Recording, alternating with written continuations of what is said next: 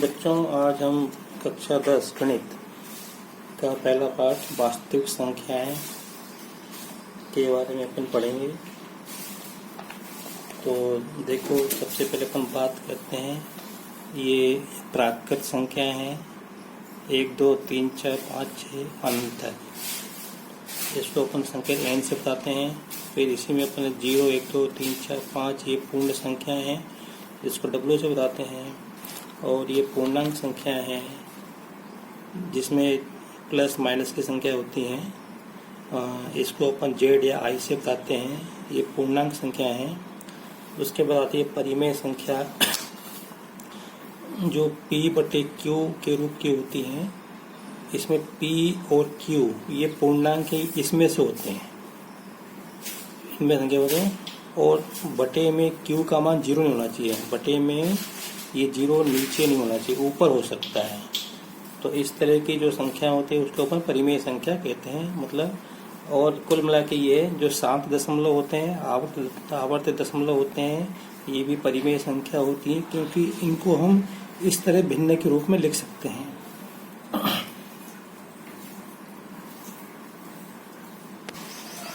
तो ये सभी संख्याएं जो हैं परिमेय संख्या होती हैं, क्योंकि इनको अपन भिन्न के रूप में लिख सकते हैं। ठीक है। अब कुछ संख्याएं वो होती हैं जिन्हें भिन्न के रूप में नहीं लिख सकते, मतलब p बटे q के रूप में नहीं लिख सकते, उसको अपन बोलते हैं अपरिमेय संख्याएं। कुछ उदाहरण मैं आपको बताऊं, जैसे वर्गमूल 3, वर्गमूल 2, या एक जो आप देख रहे हैं 1.01 001 1001 इस तरह से, तो ये परिमेय संख्या नहीं है। तो इनको अपन अपरिमेय संख्या कहते हैं। और इन सबको मिला के जो एक समुच्चय बनता है, समूह बनता है, उसको अपन कहते हैं वास्तविक संख्या। वास्तविक संख्या को अपन संकेत आठ से बताते हैं। तो वास्तविक संख्या में ये सभी प्राकृत संख्या, पूर्ण संख्या, पूर्णांक संख्या, परिमेय संख्या, अपरिमेय संख्या सभी आ जाती हैं। फिर इन सभी संख्याओं को हम संख्या रेखा पे बता सकते हैं, प्रदर्शित कर सकते हैं। यहाँ पे तो जितनी भी संख्या वास्तविक संख्या है सबको अपन संख्या रेखा पे प्रदर्शित कर सकते हैं। दूसरा, संख्या रेखा पे जितने भी बिंदु हैं वो सभी वास्तविक संख्या को प्रदर्शित करते हैं। अब इतनी बात आपको पहले से मालूम है, पहले से जानते हैं। मैंने तो आपको केवल याद करने के लिए बताया। आज जो हम बात करेंगे वो हम बात करेंगे केवल जो है पूर्णांक संख्याओं की, धन पूर्ण संख्याओं की बात करेंगे। दूसरा, इसकी चर्चा करने से पहले मैं आपको एक आधारभूत जो प्रमेय है मैं उसके बारे में चर्चा करूंगा। सबसे पहले बात करते हैं अभाज्य संख्याएं क्या होती हैं। तो मैं आपको केवल उदाहरण 2 3 5 7 11 13 19 23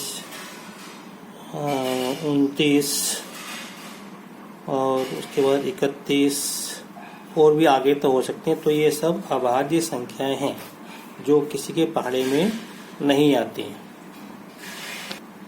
अब जैसे मैं 12 के गुणनखंड करूं, 12 के गुणनखंड अभाज्य गुणनखंड, मतलब अभाज्य संख्या आनी चाहिए। तो वो क्या होगी? 2 गुणा 2 गुणा 3। देखो ये अभाज्य संख्या है कि नहीं। फिर मैं बात करूं 21 की, तो 21 में क्या आएगा? केवल 3 और 7 आएगा।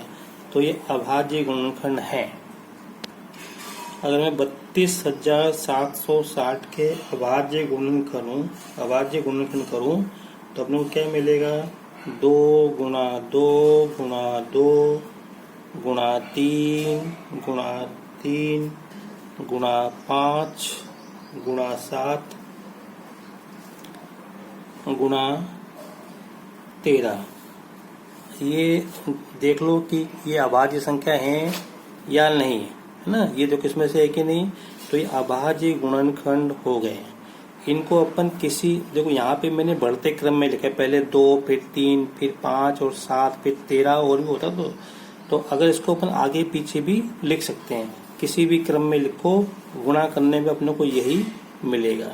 अब इसको अपन एक तरीका और है। तो 2 कितने बार है? 3 बार। 3 कितने बार है? 2 बार। तो इसको ऐसे लिख सकते हैं। 5 कितने बार है? 1 बार। 7 कितने बार है? 1 बार। 13 कितने बार? 1 बार। तो ये लिखने का तरीका है। मेरे को केवल ये बताना है कि अभाज्य गुणनखंड क्या होते हैं। तो आप समझ गए होंगे कि अपन अभाज्य गुणनखंड क्या होते हैं। इसी से संबंधित अंक गणित के आधारभूत प्रमेय है, वो ये है, प्रत्येक भाज्य संख्या को अभाज्य संख्याओं के गुणनफल के रूप में लिखा जा सकता है। ये भाज्य संख्या हैं, ये सब अभाज्य संख्या हैं। अंक गणित की आधारभूत प्रमेय क्या है? प्रत्येक भाज्य संख्या को ये भाज्य संख्या है, अद्वितीय रूप से अभाज्य संख्याओं के गुणनफल के रूप में लिख सकते हैं या लिखा जा सकता है। तो अभाज्य गुणनफल के रूप में लिखा जा सकता है, मैंने आपको समझा दिया। अब हम आगे भाग दो संख्याओं का भाग उस पर चर्चा करेंगे। जैसा कि अपने को मालूम है, जब हम किसी संख्या का दूसरी संख्या में भाग देते हैं तो उनमें से एक होती है भाजक, एक होती है भाज्य, और उसके बाद भाग देने पे जो हमको मिलता है भागफल मिलता है और शेषफल मिलता है। उदाहरण के लिए जैसे मैं आपको बताऊं, मैंने अपने 3 का भाग 20 में दिया, तो इसको बोलते हैं भाजक, इसको क्या बोलते हैं? भाज्य। ठीक है। और भाग देने पे 3 का भाग 20 में 6 बार जाएगा, 3 6 18। तो अब आप देख रहे हो कि जो शेष पर बचेगा वो 2 बचेगा। तो ये तो हो गया हमारा भागफल, ये शेषफल। ध्यान रखें कि ये जो शेषफल है ये इससे कम होना चाहिए, नहीं तो आप कहोगे सर 3 का भाग 20 में 1 बार भी जा रहा है, 2 बार भी जा रहा है ना, 4 बार भी जा रहा है, लेकिन भाग तो जाएगा, लेकिन अगर आप 2 बार 3 बार भाग दोगे तो यहाँ पे शेषफल जो 3 से अधिक बचेगा। तो शेषफल जो है भाजक से कम होना चाहिए। मतलब ये जो शेषफल है इसको 2 कम होना चाहिए, किससे? 3 से। ये शेषफल 0 हो सकता है, ये इस पे डिपेंड करता है। यहाँ पे 1 आएगा, 2 आएगा, 3 आएगा, यहाँ पे डिपेंड करता है कि यहाँ पे कितने लिखे। यहाँ पे 1 लिखा है, 2 लिखा है, 3 लिखा है, 4 लिखा है, 5 लिखा है, इसके ऊपर डिपेंड करेगा। तो यहाँ पे जो शेषफल या तो 0 आएगा या 1 आएगा या 2 आएगा। मैंने क्या कहा, ये इस पे डिपेंड करता है कि यहाँ पे क्या संख्या लिखी है। ठीक है। तो अब इसी बात को मैं, ये जो लिखा है आप देखेंगे यहाँ पे कि 6 का गुणा 3 में करो तो 18 आएगा, 18 में 2 जोड़ो तो 20 मिला, तो क्या मिला? भाज्य मिला। तो अभी जो मैंने कहा भाजक का गुणा भागफल में किया, उसमें शेषफल जोड़ा तो क्या मिला? भाज्य। इसी बात को अपन इस प्रकार से लिख सकते हैं। अभी जो समझाया, भाज्य बराबर भाजक गुणा भागफल प्लस शेषफल। ध्यान रखें कि इसको हमको इसी क्रम में लिखना है, भाजक गुणा भागफल। ऐसा नहीं करना कि भागफल पहले हो गए भाजक बाद में, नहीं। भाज्य बराबर भाजक गुणा भागफल प्लस शेषफल। इसी को अपन संकेत के रूप में भी अपन बता सकते हैं कि जैसे मान लो कि मैंने यहाँ पे ये कोई बी है, बी का भाग मैंने ए में दिया, तो कुछ न कुछ भागफल आएगा ना। तो भागफल अपन ने मान लिया क्यू, और यहाँ पे अपन ने घटाया यहाँ पे, तो यहाँ पे इसका गुणा इसमें करेंगे तो क्या आएगा? बी क्यू आएगा। इसका गुणा इसमें बी क्यू आएगा, ए में से बी क्यू घटाओ तो ए माइनस बी क्यू, ये शेषफल हो जाएगा। ये शेषफल जो है इस बी से कम होगा, इसको अपन आर से बताते हैं, शेषफल को आर से बताते हैं। कहते अभी आप इसको ध्यान रखो कि क्यू का गुणा बी में किया, इसमें से घटाया तो क्या बचा? ए माइनस बी क्यू, इसको अपन बराबर आर मान लेते हैं। तो यहाँ से क्या मिला? ए माइनस बी क्यू बराबर आर। यहाँ से इस बी क्यू को उधर ले जाओ तो क्या हो गया? बी क्यू प्लस आर हो गया। ये देख सकते हैं आप यहाँ पे। तो ए क्या है देखो, ए तो भाज्य है, ये भाज्य है, ये बी क्या है? भाजक है, क्यू क्या है? ये भागफल है, और आर क्या है? शेषफल। तो अब कहने का मतलब ये है कि इसके स्थान पे हम क्या लिख सकते हैं?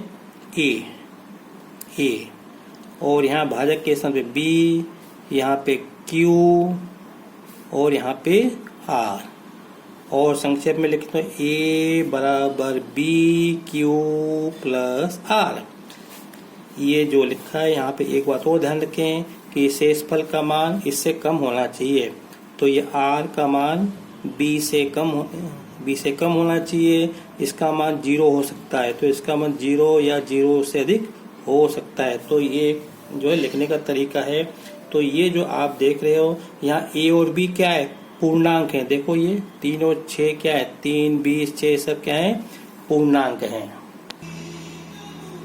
अब ध्यान से देखो जरा, ये 3 और 20 दो पूर्णांक हैं। पूर्णांक समझिए, पूर्णांक क्या, धन पूर्णांक की बात करें। धन पूर्णांक क्या होता है, 0, 1, 2, 3, 4, 5, 6, 7, 8, 9, 10 इसकी बात कर रहे हैं। अब देखो 3 और 20 दो पूर्णांक है। इन दो पूर्णांक के लिए दो पूर्णांक और हैं, कौन से, 6 और 2, ठीक है। और देखो 5 और 21, 5 और 21 के लिए दो पूर्णांक मिलेंगे, कौन से मिलेंगे, 4 और 1। अब ये पूर्णांक मैंने कैसे लिखे, क्या आप बता सकते हो? मैं आपको बताता हूँ। नहीं, मैंने भाग दिया, 3 का भाग 20 में दिया तो 6 बार गया, शेषफल 2 बचा। 5 का भाग 21 में दिया तो भाग 4 बार जाएगा, शेषफल 1 बचेगा। तो कहने का मतलब ये दो पूर्णांक के लिए दो पूर्णांक इस प्रकार से अस्तित्व में हैं, जिनको हम इस प्रकार से अपन लिख सकते हैं। आप चाहो तो हम इनको इस प्रकार से अपन लिख सकते हैं। देखो कैसे, 20 बराबर 3 गुणा 6 प्लस 2। इसी प्रकार यहाँ पे इस प्रकार से लिख सकते हैं, 21 बराबर 5 गुणा 4 प्लस 1।